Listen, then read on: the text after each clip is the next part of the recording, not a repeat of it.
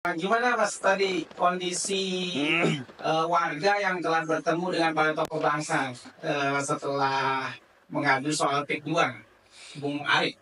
Ya, teman-teman semua yang dirahmati Allah Subhanahu wa taala di berbagai daerah. Yang pertama saya ingin sampaikan bahwa tadi ada pertemuan pada pukul 15.00 hari ini di daerah Tangerang. Di antaranya ada berbagai tokoh khususnya di kalangan Tangerang yang terdampak proyek PSN PIK 2 yang kemudian tadi berkumpul bersama tokoh-tokoh nasional yang lain. Di antaranya tadi kalau misalnya saya sebutkan tokoh yang hadir pada pertemuan tadi adalah misalnya Bapak Said Didu, kemudian Bapak Jumhur Hidayat, kemudian Bapak Sunarko, kemudian Bapak Ahmad Khozinuddin, Bapak Daeng Wahidin, dan berbagai tokoh-tokoh yang lain hadir dalam pertemuan itu. Nah, dalam pertemuan itu semakin menegaskan bahwa apa yang selama ini disuarakan oleh Pak Said Didu ternyata terkonfirmasi. Bahkan tadi ada salah satu peserta yang menyampaikan harga tanahnya itu bukan 50 atau 30 tapi cuman 25.000 Masya Allah. per meter. Nah, inilah yang kemudian tadi disampaikan dalam pertemuan tersebut.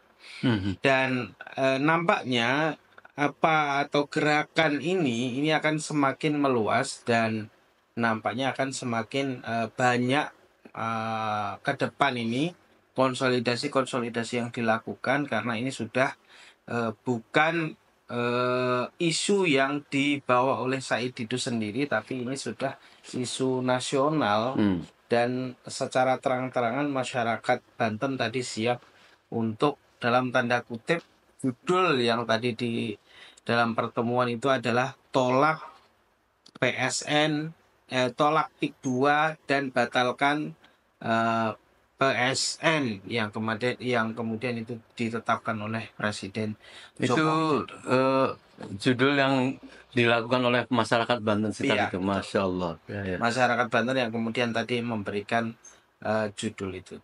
Memang teman-teman semua, tadi banyak pengakuan di antara masyarakat yang kemudian sebelum adanya pertemuan ini sudah mendapatkan intimidasi, khususnya dari oknum aparat dan abdesi khususnya agar tidak hadir dalam pertemuan itu atau akan menawarkan sesuatu lah untuk mereka jika tidak hadir dalam pertemuan. Tapi alhamdulillah tadi luar biasa banyak yang hadir. Kalau dihitung mungkin ada sekitar 50 lebih lah yang hadir. Itu adalah yang terjadi di sana.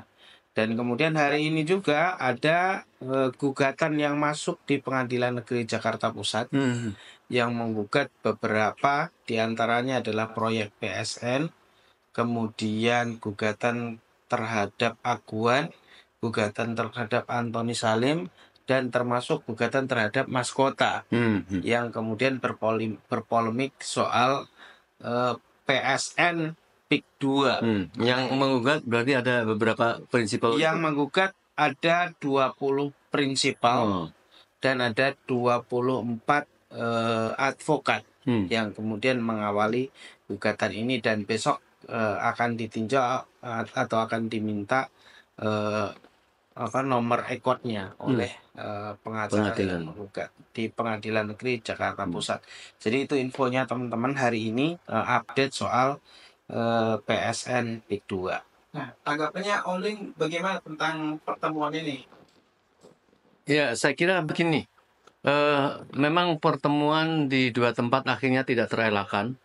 Yang sudah direncanakan lama di Jakarta, intinya ingin menindaklanjuti hal-hal yang berkaitan dengan persoalan-persoalan Jokowi atau Mazulkan Ukufafa, dan sekaligus tadi kalau disampaikan Mas Arif, karena ada sekelompok masyarakat yang mungkin mulai tergugah terhadap ribut-ribut masalah PSN PIK ini, kemudian mungkin mereka mengundang gitu ya dari masyarakat sana. Tetapi karena kita tidak saling konfirmasi, akhirnya dalam waktu yang bersamaan, terpaksa memang kita kemudian membagikan tadi dari para Betul. tokoh, ada yang ke sana dan di sini tokoh di sini di Jakarta tetap dilakukan sebagaimana telah kita siarkan melalui Refri Harun channel kemarin itu. Dan tampaknya tadi banyak para purnawirawan dan para kiai-kiai, beberapa intelektual, ada yang dari Surabaya, ada yang dari Jogja, Pak Kiai Haji Fadoli, Supri Fadoli, dari Surabaya ada Bapak Mbak Doni dan lain sebagainya, dari Bogor, dari Bandung bahkan mendatangi ada lebih dari 5 mobil ya. Total kurang lebih memang hampir 250 dan para tokoh diberi kesempatan setelah acara resmi melakukan sikap, diberikan kesempatan untuk memberikan komentar-komentar tentang hal-hal yang terjadi dan bisa kita ikuti nanti para tokoh melakukan orasi di Refri Harun channel. Nah intinya yang jelas karena melihat perubahan kepemimpinan yang sudah terjadi tidak disertai dengan terhadap bagaimana tindak lanjut untuk mengadili Jokowi terhadap penyalahgunaan kekuasaan, terhadap penyelewengan, terhadap korupsi dan lain sebagainya, tidak nampak ada langkah-langkah yang dilakukan Presiden Prabowo, maka para masyarakat nampak merasa resah. Bukan saja hafal sekali pada saat ingin meletakkan para menteri, bahkan ada 17 menteri yang dipaksakan oleh Jokowi kepada Prabowo. Itu tidak bisa dielakkan, karena itu sudah merupakan rahasia umum, dan sebelum diterapkan itu ternyata benar. Menteri-menteri itu benar. Ini yang menjadi keresahan masyarakat. Dan kemudian juga nampaknya akan tidak ada evaluasi terhadap Gibran yang juga sudah banyak dianggap cacat ya, atau sudah batal atau batil gitu ya. Maka inilah rapat-rapat yang tadi mau mengevaluasi ini para pemimpin, para tokoh bangsa, para guru besar, para kiai, bersamaan dengan memang makin serunya kekhawatiran kita itu sudah terlihat bahwa apa yang dilakukan Jokowi terhadap PSN itu memang sudah cukup meresahkan. Nah tadi sekitar itulah yang dibicarakan, dan pasti akan ada langkah-langkah berikutnya apabila memang Bapak Presiden Prabowo tidak menunjukkan melakukan sesuatu yang dikehendaki rakyat dan melakukan sesuatu yang dikehendaki dia sendiri dalam pidato-pidatonya, menghapuskan korupsi dan lain sebagainya. Tapi nampaknya Jokowi kayaknya belum siap untuk turun. Dia masih berusaha berkuasa walaupun tidak punya kuasa. Dan yang lebih dikhawatirkan lagi, nanti dia akan cawe-cawe mau anaknya yang sekarang disahkan menjadi wakil presiden. Ya. Nah oleh karenanya para tokoh, para rakyat, keinginan rakyat itu segera harus mengakhiri ini. Karena kalau tidak akan terus melaju. Itu bisa dilihat sikap atau keadaan bagaimana pilkada di beberapa tempat ya, yang nampaknya kuat tetapi hanya kalah dengan satu kekuatan karena rakyat itu nampaknya juga sudah geram terhadap apa yang dilakukan, cawe-cawe, kemudian ingin dia nampaknya ada kekhawatiran yang menjadi gubernur di mana-mana itu supaya orang yang masih bisa dia endorse. Bagaimana misalnya di Jawa Tengah, serangan fajar itu terjadi dengan bangga dan diluaskan ya. Misalnya partai orang mengatakan partai coklat itu ya, karena membagikan uang pada pagi hari, menyatakan ini dari Kiai Lutfi atau apa, ini mohon ingat nanti tanggal 27 muncul terang-terangan. Jadi nampaknya mereka itu tidak tahu ya pelanggaran atau tidak. Inilah kekhawatiran kalau ini dibiarkan negara kita akan terus menjadi rusak. Dan saya kira yang terjadi pada hari ini sikap rakyat terhadap apa yang ditanyakan Mas Hari. Jadi saya kira mungkin klop lah kita antara yang mungkin ada yang ditanyakan lagi Pak. Ya, ya mungkin kalau kita lihat tadi temanya pagi jam 10 tadi kan pertemuan para tokoh tadi udah. Kalau kemarin kita lihat ada pembicara yang kemudian diundang, dapatkah pokok apa dimakzulkan dan Jokowi diadili yang kemudian diadakan oleh ASA Indonesia yang digawangi oleh Pak Abraham Samad itu mengusung tema yang sama. Dan hari ini kalau kita lihat ya itu temanya tidak jauh berbeda, yaitu tokoh bangsa, pertemuan tokoh bangsa, makzulkan Papa adili Jokowi. Nah, selama ini kita lihat apa yang kemudian menjadi tema itu adalah orator-orator menyampaikan orasinya, kemudian para ahli hukum, para tokoh guru besar menyampaikan pandangan-pandangannya terkait cacatnya Papa dan terkait kejahatan Jokowi pada masa lalu. Nah, apakah ada langkah berikutnya setelah pertemuan hari ini, Pak? Ya, memang hasil dari orasi-orasi dan sudah langsung disimpulkan yang dibacakan oleh tadi press release. ada press release-nya dari presiden tadi itu memang langkah-langkahnya banyak sekali untuk mewujudkan segera melakukan pemakzulan itu. Jadi ini kan bukan merupakan suatu kemarahan, kebencian kepada mereka. Tentu ini ada ekspresi dari mana kita menjadi supaya bisa bertanggung jawab kepada rakyat dan negara ini, tidak boleh membiarkan sesuatu yang menjadi kebatilan. Maka ini yang tentu berani dibicarakan secara terbuka karena memang ada memenuhi fakta-fakta unsur-unsur hukum. Kalaupun ada yang tidak setuju atau mengoreksi, ya silakan saja siapa yang menjadi pembela baik secara hukum atau pembela keluarga kerajaan Mulyono itu untuk misalnya mau tetap membela dia. Ya. Jangan bangga dan terus-menerus menterpurukan negara, ditertawakan oleh warga dunia ya di mana-mana. Indonesia ini padahal luas, banyak orang pinter, kok ya bisa dicocok hidungnya ya, seolah-olah kita akan menerima presiden yang konon tamat SMA pun diragukan, ya kan, wakil presiden. Jadi menjadi wakil itu mending ya ada orang yang tidak sekolah tetapi pinter ya, ini disuruh pidato saja ya, dan beberapa sambutan waktu Pak Presiden ke luar negeri ngomong tidak berani gitu loh. Jadi apakah kita akan mendiamkan seperti ini? Saya akan menghina, maaf ya, kira Pak kita yang para intelek itu melihat keadaan seperti ini kita diam dan membisu.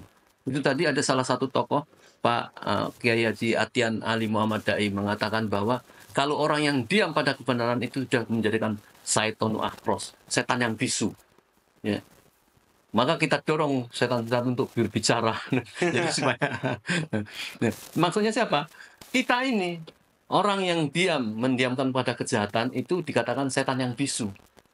Maka para setan itu yang bisu itu harus berbicara supaya tidak menjadi setan itu. Nah, ini saya kira sindiran, artinya kebaikan itu harus dilakukan oleh siapa saja. Ya. Orang yang harus berlomba-lomba untuk mencari pahala, memperjuangkan dirinya, menghindari pertanggungjawaban di hadapan Allah nanti. Nah, saya kira ini menjadi salah satu agenda-agenda selanjutnya untuk mewujudkan itu. Dan tidak ada rasa takut semua rakyat kepada presiden, karena presiden kita husnuzon pasti akan mendukung karena ini kan untuk kebaikan dan untuk mendorong kewibawaan beliau juga menjadi presiden. Karena mungkin banyak kesibukannya, maka ini kita selalu dorongkan, kita tunjukkan, begitu. Mhm. Ya kalau kita lihat memang seperti apa yang disampaikan oleh Bapak Roy Suryo dalam beberapa kesempatannya, bahkan terakhir menyampaikan satu presentasi yang sangat apa namanya ya, yang sangat menarik terkait buku Pava ini. Banyak sekali bukti-bukti yang mengarah kepada dugaannya kuat adalah kepada Gibran dengan bahasa-bahasa yang sama sekali tidak patut untuk ditiru, yang itu juga melakukan penghinaan bukan hanya kepada Pak Prabowo, tapi di situ ada penghinaan juga kepada Pak SBY. Nah, menurut saya itu juga patut untuk jadi pertimbangan. Harusnya penegak hukum segera melakukan pemeriksaan, dan kalaupun tidak, maka harusnya yang dituduh dalam hal ini Pak Gibran itu menyampaikan secara terang-terangan bahwa itu bukan akun saya, misalnya menyampaikan begitu. Dan kalau memang kalian masih tetap nggak percaya, mari kita sama-sama buktikan di pengadilan. Harusnya kan begitu. Secara gentleman agreement, secara laki-laki. Tapi apa yang disampaikan malah dia menyampaikan itu bukan akun saya. Coba tanya sama pemiliknya. Nah, pemiliknya ente sendiri, orang-orang menyampaikan begitu ya. Nah itu kan dalam tanda kutip dia juga tidak tidak menyerang balik. Harusnya kalau orang dituduh itu dia harus membuktikan bahwa itu bukan dia, tapi ini tidak ada pembuktian dari Pak Gibran itu sendiri terkait akun Fufawa. Bukan hanya akun Fufawa, tapi yang lain-lain juga ya. Misalnya soal usianya ketika menjadi wapres di awal, yang itu menyalahi undang-undang, dan banyak hal lain yang kemudian itu bisa menjadi masukan atau bisa masuknya eh, saudara Gibran ini dalam pelanggaran etik dan pelanggaran hukum secara pidana, bisa jadi begitu. Nah, terus kemudian kan orang akhirnya bertanya ini Pak, sikap Pak Prabowo sebenarnya seperti apa melihat banyaknya masyarakat yang kemudian melakukan aksi-aksi protes, khususnya para tokoh-tokoh nasional yang beberapa kali menyampaikan itu dalam berbagai kesempatan termasuk hari ini. Nah, menurut Bapak sikap dari Pak Prabowo Ya, jadi sebelum sikap Pak Prabowo seperti itu, saya kira begini, mungkin di dalam hati Pak Prabowo itu ya mungkin tersenyum saja ya, melihat bagaimana kerusakan dan pelanggaran si wakil presidennya, tetapi dia tidak mempunyai keberanian yang cukup karena mungkin ada hal-hal yang ditunjukkan oleh Presiden Jokowi ini atas pelanggaran dan kesalahan Prabowo. Maka mungkin itu dia tidak berani. Itu kan bacaan orang. Karena bagaimana mungkin ada orang sebaik-baik apapun ya melakukan kekejian terhadap misalnya di dalam Fufawa itu, kemudian ikhlas diam gitu. Nah, ini yang nampaknya sulit untuk masuk akal gitu loh. Nah, oleh karenanya kita ini sebenarnya kan bukan karena marah benci terhadap anak seuprit itu, mungkin ya kita membantulah orang tuanya yang mungkin tidak bisa menolong anaknya. Ya, kalau orang melihat ini kan menjerumuskan anaknya sendiri. Betul. Ya, bayangkan ada yang memaparkan kemarin di dalam seminar di Sultan itu bahwa ini pasti tidak akan bertahan sampai berapa lama. Bayangkan setiap hari harus bermain sandiwara, dia tidak punya yang mampu untuk basa-basi seperti ini, dan acara itu tidak akan berhenti sebagai dia presiden. Nah, oleh karenanya memang terlalu konyol Bang Roy itu kalau mengada-adakan bahwa Fufawa itu bukan punya Gibran, tapi dituduhkan oleh Pak Roy Suryo 99,9%. Itu kan terlalu konyol, kan berbahaya. Akibat dari Roy Suryo kalau dia tidak mengetahui, tidak memahami benar apa yang dia lakukan itu. Dia sebagai ahli IT walaupun banyak yang mengkoreksi dan sebagainya, tapi kita semua melihat bagaimana teori-teori yang disampaikan oleh Mas Roy Suryo dan gayung bersambut dengan bagaimana Mbak Dr. Tifa itu juga tahu seperti itu, bahkan langsung mengidentifikasikan, mengartikulasikan tentang isi-isinya itu, bahwa ini orang penyakit jiwa gitu, bahwa orang punya kelainan schizophrenia, Schizophrenia. dan itu yang sudah masuk merambah kepada masalah hukum. Jadi kalau bangsa Indonesia seolah-olah masih setuju, sekarang ada beberapa pembimbing-pembimbingnya, pendamping-pendampingnya menunjukkan kehebatan Gibran. Ini kan orang-orang sinting semua, misalnya gitu. Kenapa sih harus seperti kayak gitu? Ini yang akan dikorbankan tuh rakyat bangsa Indonesia. Nah, maka saya melihat walaupun belum ada tindakan-tindakan yang berarti dari Bapak Prabowo, dengan mendiamkan protes-protes masyarakat secara luas, itu artinya Pak Prabowo sebenarnya menyetujui juga gitu loh, tentang apa harus dilakukan tuntutan-tuntutan itu, sampai Pak Prabowo tidak bisa mengelak gitu ya. Jadi itu pun sudah merupakan hal yang positif ya, sampai kemudian rakyat dengan berbondong-bondong untuk menunjukkan ini. Saya kira ini yang kita harapkan dalam semester pertama ini sudah selesai lah urusan kayak gini. Segera membangun apa yang mesti kita bangun atau dicita-citakan, mau ada kenaikan ekonomi sampai 8% dan lain sebagainya.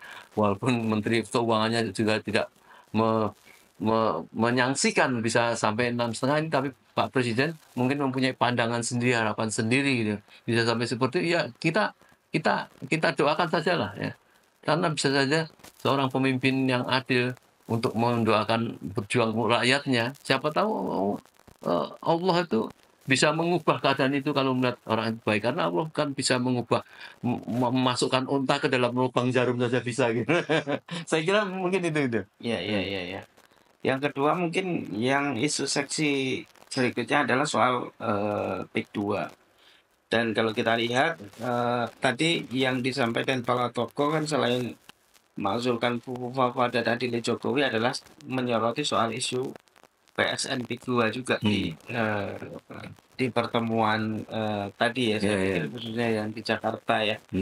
Dan kalau kita lihat apa yang dilakukan dalam putusan PSN PIK 2 ini kan masa periodenya Pak Jokowi ya.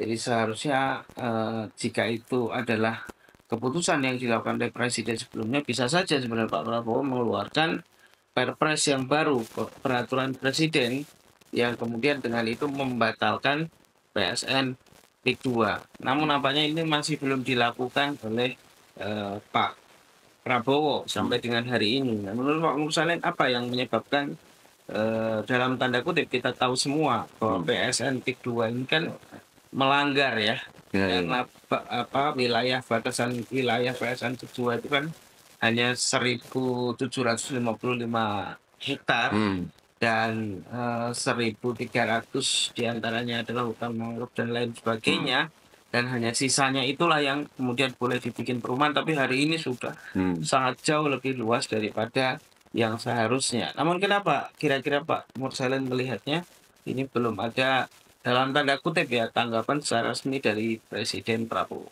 Ya, saya kira kita jangan terlalu berprasangka kelebihan atau husnuzon kepada Pak Prabowo bahwa beliau tahu tentang PSN dan harus membatal. Mungkin saja karena dulu bukan bidangnya, dia tidak sempat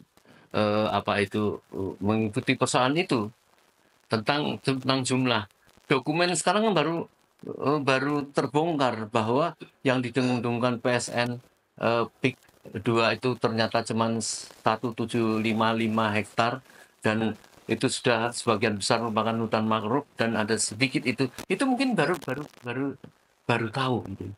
Nah, sehingga menurut saya bukan saja dibatalkan, karena kalau dibatalkan bisa jadi orang yang sudah memang merasa sudah melakukan langkah jauh, kemudian nanti akan dihidupkan lagi.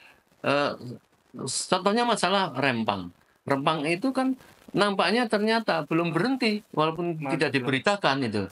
Nah, jangan sampai ini nanti kalau dibatalkan ini kemudian bisa diambil alih lagi kemudian oleh para pengusaha Taipan, yang menurut saya menjadi iri, menjadi terpisah antara jurang antara pribumi dan non pribumi. negara harusnya mendidik ya.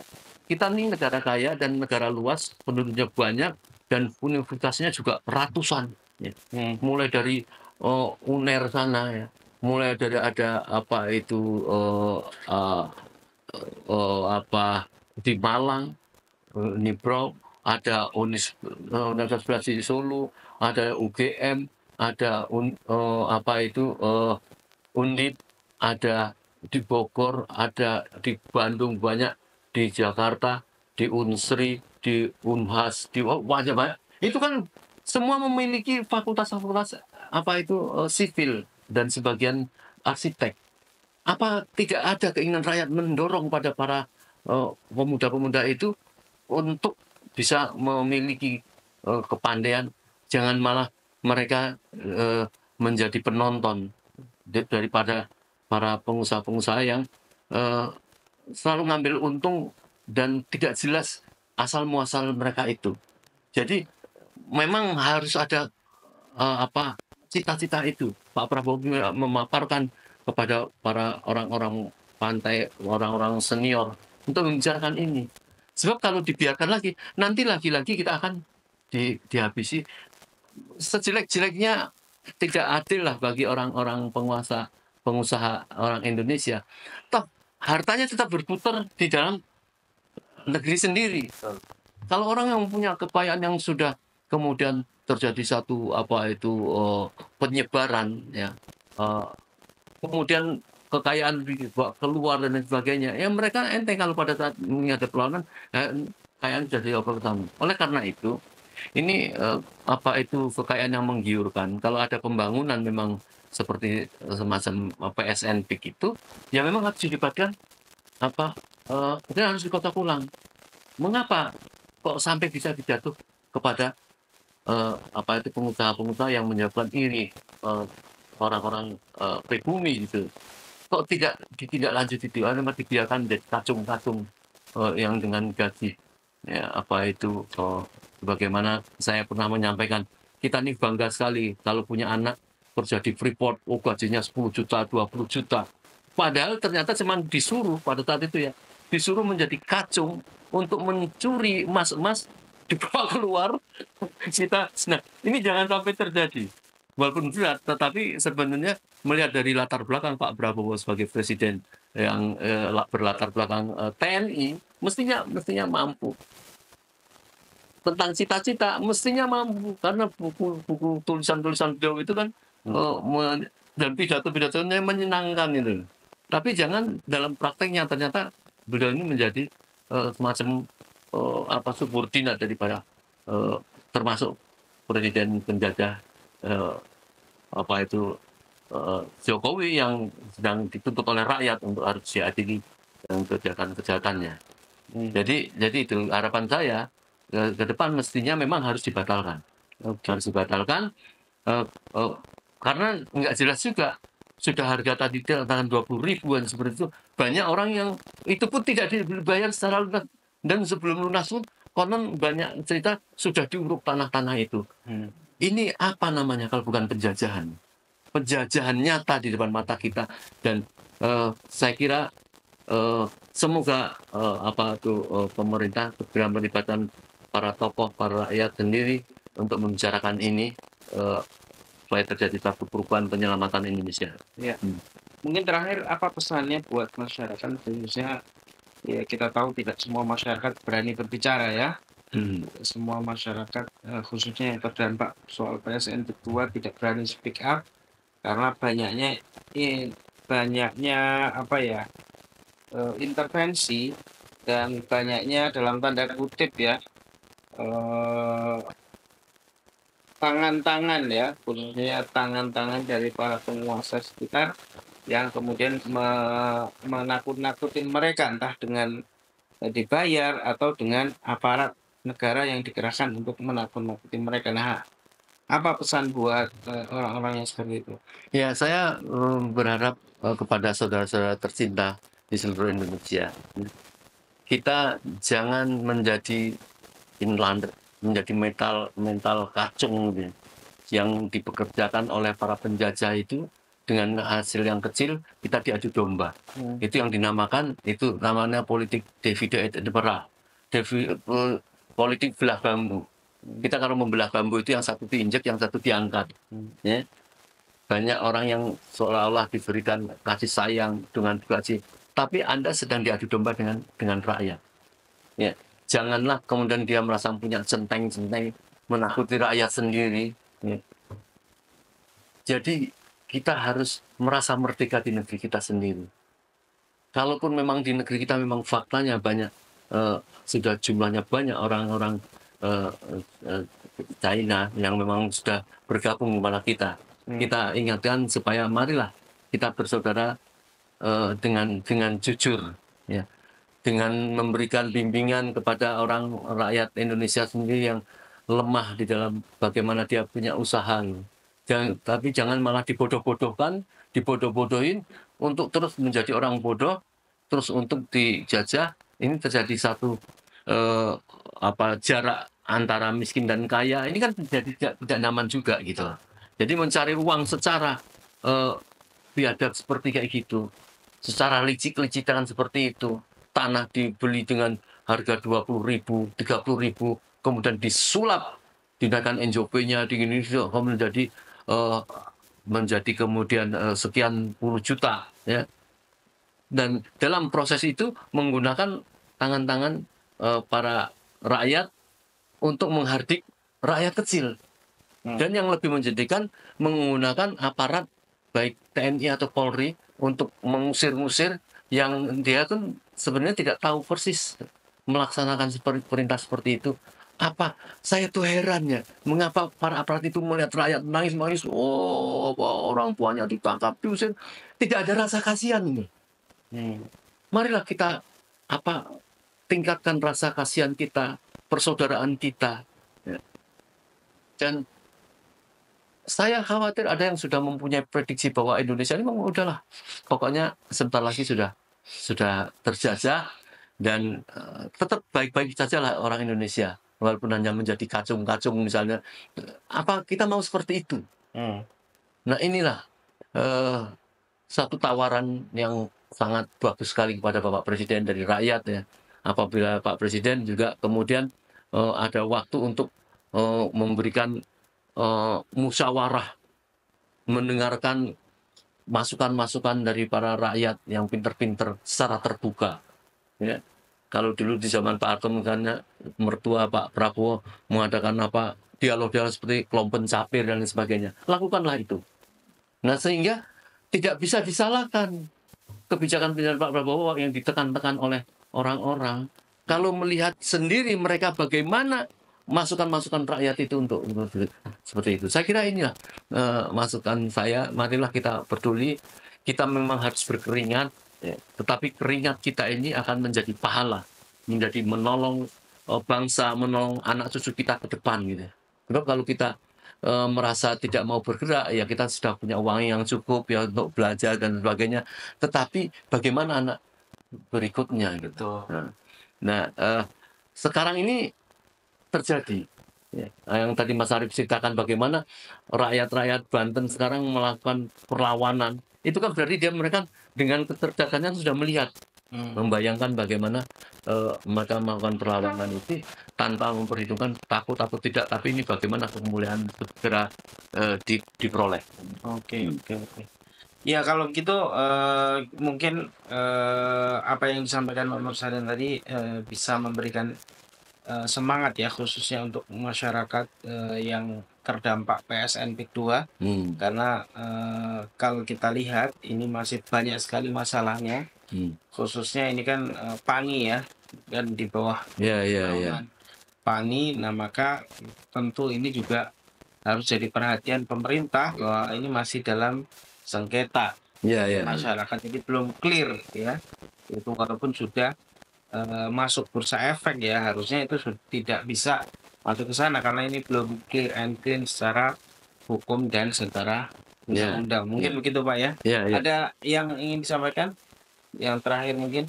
Nah, saya kira memang kita bagaimana melibatkan banyak orang-orang pinter ya di kampus-kampus itu yang baik di bidang ekonomi dan pengembangan development dan sebagainya, seperti Mas Arif sampaikan tadi, ternyata proyek-proyek ini sudah masuk dalam bursa efek ya, dan dimiliki oleh PT PANI, harus dikritisi, diteliti ulang.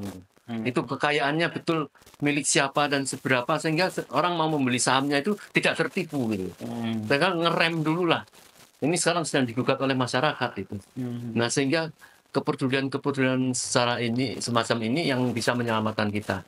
Kita harus bekerja sama dengan seluruh kampus-kampus yang ada di Indonesia ini. Ya. Kita sekarang ini kan kita tahu terbelalak, ya, banyak setelah mempunyai kesempatan mau melakukan bicara, ternyata di Universitas Andalas dari Padang ada orang semacam Ferry Amsari, kemudian ada Mbak siapa? Mbak Fitri dan Uceng dan sebagainya. Itu harus berkomunikasi orang-orang pinter-pinter muda-muda itu ya.